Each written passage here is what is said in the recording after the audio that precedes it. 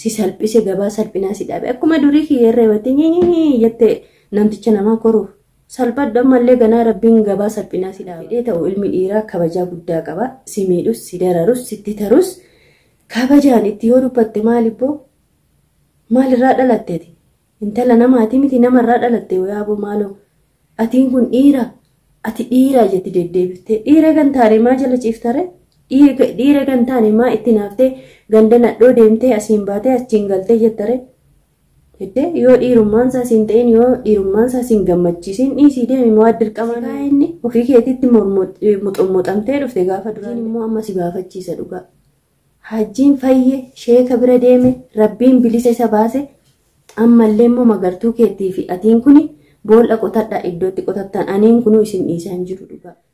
Assalamu alaikum ashama harka fuunee kabajamtoota hordoftoota waan koshoo jirtu bakka jirtanitti nageenyi kiyya isin qaqqabu jecha har'a immoo viidiyoo biraan deebi'ee isiniif dhufee jira.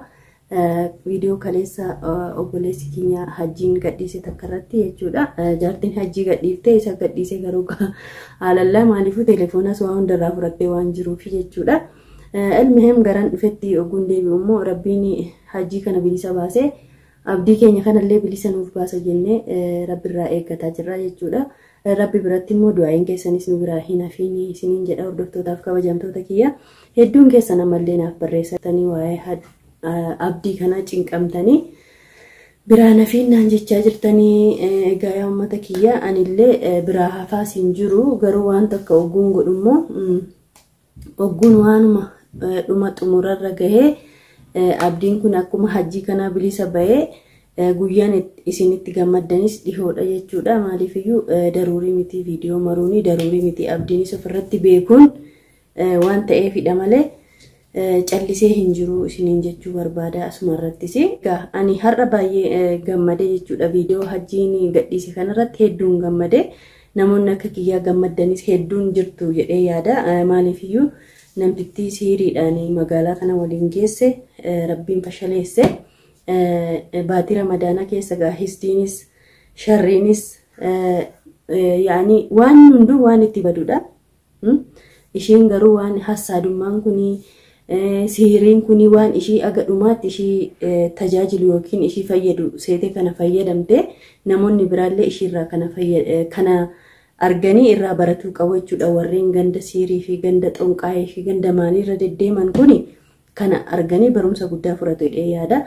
Maaliif yoo jettan waan takka karaa rabbiin yoo taate malee uman ta'u namtittiin kuni viidiyoo yeroo darbe gadhiisan hundarratti yoo madaaltanii akka kiyyaa kana laaltanii abdii kana baay'ee hordofanii turte aga ija keessa seenuuf aga maal gochuu mucaa kana akka funyaan kana qabdee waan ishiin hin godhinin hin jiru.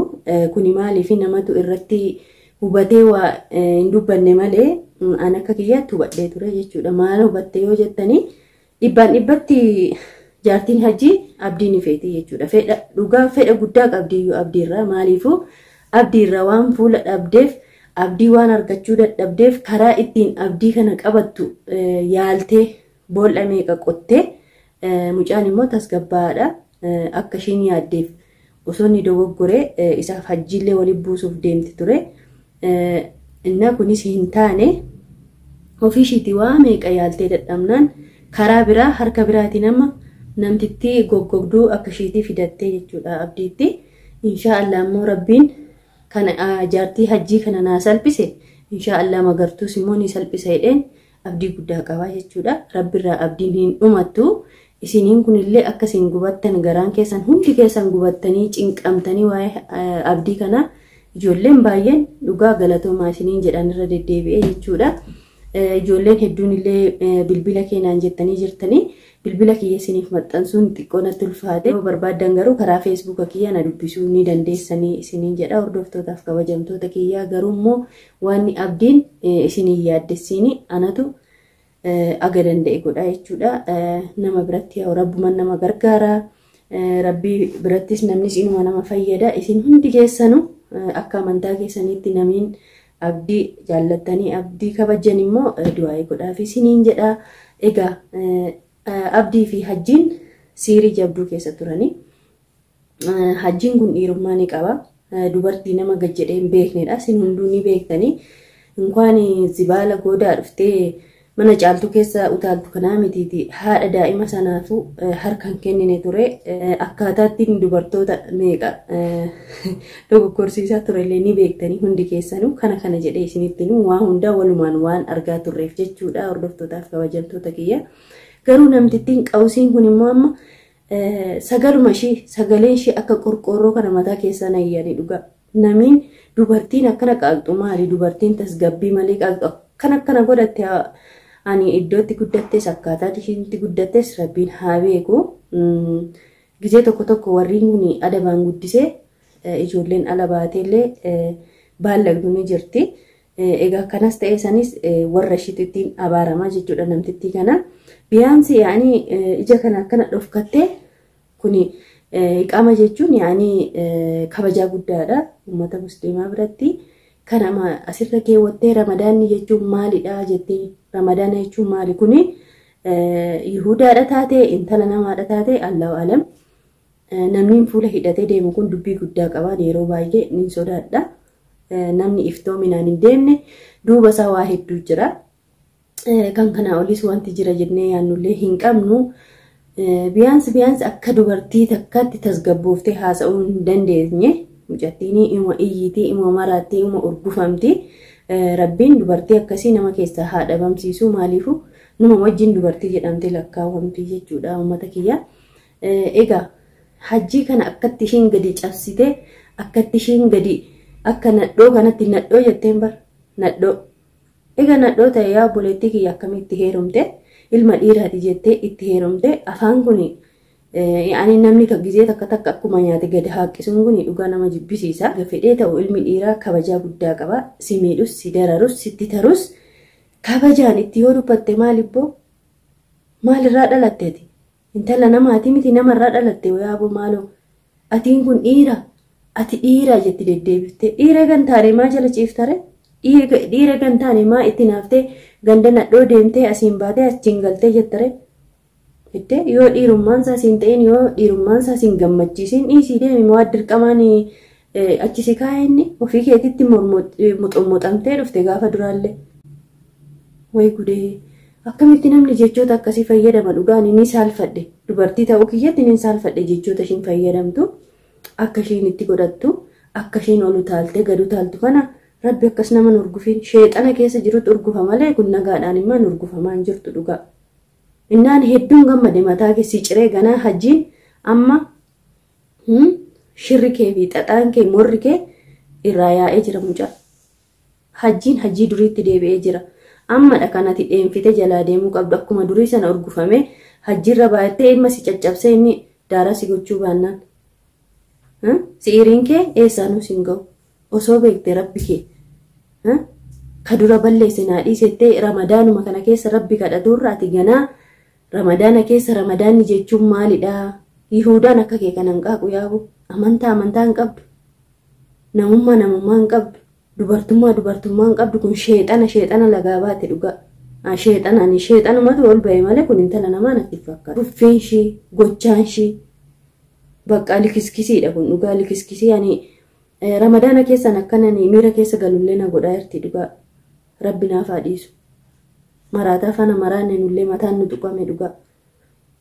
Ilmi namaa kun waanuma fedhe yoo godhe jiruu kana duroomuuf siirii bira namni dhaqu jaartii godhachuuf namni akkas godhu hin ta'u. Karabbii kanatu irra caalaadha. Turus gizeen rabbi sii godhu ni dhufti. Hireen kunis jiruun kunis waa hunduu karaa rabbii karaa qajeelaa irra gaariidha. Hajjiin immoo amma si baafachiisa dhugaa. Hajjiin fayye sheeka bira deeme rabbiin bilisa isa baase ammallee immoo magartuu keetii fi atiin kuni boolla qotadha iddootti qotattan aniin kunuu isin dhiisaa hin jiru dhugaa. Anbeeshiraa fi badii dalaguu wallaalle akka namaa kana. Akka fedhe isin gochuu danda'a hoolota kan waan beene takka akka arabaa si haasofsiisa si jaartii hajjii kana fa'aa jechuudha. Takka akka arabaa si godha takka akka maalii si gabbaa'e tas gabbaa'e obboleettii kiyya. Obboleessa hin qabdu? Abbaa hin qabdu? Kabajaa hin qabdu? Waay maal intalli namaa akka kan akka kabajaa of dhoowwuun maal intalli namaa akka harree kana alaakuun olii gaddeemne jetti bakka. Suuta haasoftee nama kana amansiisu hajjiin alii gad deddeemee yoo si rakkise irraa deebi. Inni nama ambaati waa karaa nagaatti naa dhuftee maraattee dura ati ajjiidhaaf miti ka dhufteeti bara. Amma sirra beekame bara. Namuu sirratti hin beekne ani garuu sirra beeke. Durarraa sirra beeke. Dursee waan haasa'u jedheen malee. Abdiidhaaf dhufteeti. Abdii. Akkaataan ati abdii godhaa baate sun beellagatamu giftii go. Makaddaan mucaa akkana fuula dhoofte, harkaan akkana fuula dhoofte, akkam niitiin namaa namticha namaa akkana harkaan qabdi. Kabajaan qabdu si dhiise nu manaa si bahe ammallee marziin ajjeesettee immoo sa doorsista rabbiin si salphisa. Inshaallah yeroo dhiyoo keessatti eeggadhu. Hajjiin ati galgalaa ganama distiidhaan bishaan danfifteetti naqxe kun sii ka'ee jira. Abdiin illee akkanuma sii ka'a inshaallah biiznillaadha. Isiniin kun ummanni keenya nu faana cinqamtanii haga dhumaatti illee nu biraan hafiina. Du'aayii godha. Abdii kana du'aayii godha akka rabbiin intala kana buqqisee baatii ramadaanaatiin sheexana ishii rabbiin ishii keessaa gayyaasee rabbiin immoo si salphise. Baatii ramadaanaa jechuun baatii kabajamaati. Ramadaana jechuun maali jette barati. Kalaas ramadaana jechuun akkasidha. Si salphise gabaa salphinaa si dhaabe. Akkuma durii kiyyeerree battee nyii jette namticha namaa koruuf. Salphadha ammallee ganaa rabbiin gabaa salphinaa si dhaaba. Gabaa salphinaa ammaa dhaabbatta. Yookiin immoo ol bahiitii uummata kee dhiifama gaafadhu.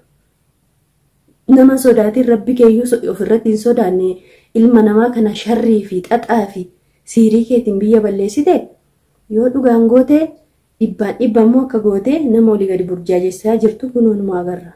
Gabbayiitii awwala rabbii kee kadhadhu. Namnumaas hin godhuyyuu rabbi kee irraa ammoo as deebi'i ilma namaa kana Oromoo akkana gaddisiifte kana dhiifama gaafadhu siin jedhan akka obboleetti rabbii tokkotti. Anuu siin faana dogoggoraa jira. Rabbi naaf haa dhiisu. Hordoftootaaf kabajamtoota kiyya waan nana dhibe kun isinillee dhibee jira. Du'aa uumatti godha irra deddeebi'ee isiniin jedha. Har'aa fi kanuma qabadhee dhufe hedduu gammadee hedduullee natti tole dhugaa. Maaliifuu bakka anillee boru abdiin obboleessi keenya kun akka durii isaa deebi'ee nu hundaafuu gammachuu ta'a jedhee abdii horadhee jira. Inshaallah namtittiin magartuun sun ammallee manuma abdii keessaa falqaa jirti. Ishiillee rabbiin buqqisee achii nuu baasa. Du'aa manuu godha isiniin jedha. Bakka jirtanitti nageenyi kiyyaa isin haa qaqqabu jiraadha nagaan isiniin jedha. Turtii gaarii viidiyoo biraa nagaa walitti deebinutti isinillee na biraan hafiina koomantii na barreessaa na jajjabeessaa balleessis na of galcha isiniin jedha uummata kiyya qaali.